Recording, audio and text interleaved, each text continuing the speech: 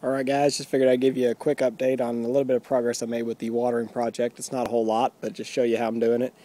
As you can see, I've been hard at work here.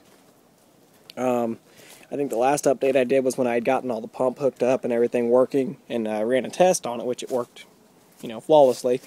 But then I was out the other night and decided to start digging, so I'm been just ripping up all this area, like a little rodent now. Luckily for me, being down here in Houston, I'm not really too concerned about water lines ever freezing. So it's dug, maybe 6 inches deep.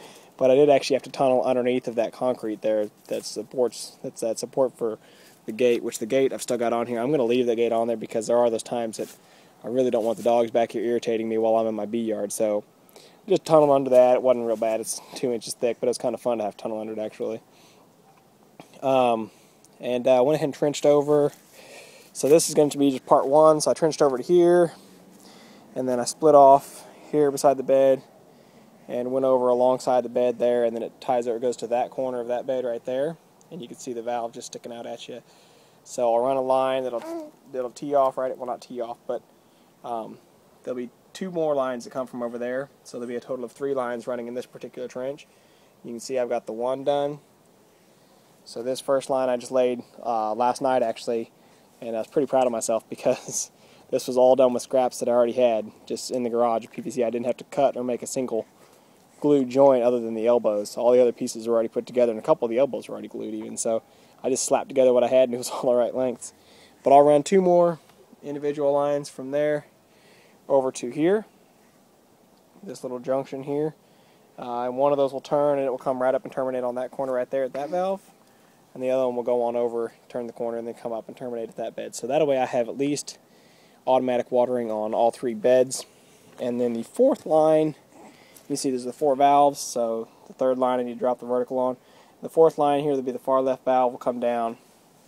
And like I said, it's going to go straight out through here underneath of the beehive stand, and then it'll go out along the fence to take care of my blackberries and grapes. So I think that's about it for now. Like I said, it's really nothing fancy. I just glued some PVC, but I told y'all I'd try to give you step by step. So if you have questions or want to know, how I come up with this or what my thought process is going forward, by all means ask them. I'd love to entertain them. I did have a heck of a time when I got to right about here because of the stinking roots on this crepe myrtle. For those of you that are from the south, these things you'll know, they just grow like absolute weeds. You can see where I trimmed this one back this spring in April. So everything up here was all new growth on this year. They're ridiculous. They're like something at a Dr. Seuss. They just grow and grow and grow. So anyway, just wanted to show you all that, and everything looks like it's doing pretty good. My red cabbage and my Swiss chard, of course, or rainbow chard, I'm sorry. I got peas coming up back there in the back. Now I'll just go over and show you a little bit closer. The lettuce, I cut off some lettuce last night and had it at my lunch today. I had, such an amazing lettuce with lunch.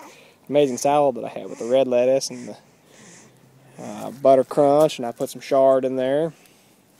You can see my radishes are coming up pretty good now, and also got a good stand of peas coming up, so I need to hurry and get my lattice put up because those peas are going to start to fall over and need something to climb on. But that's not what this is about.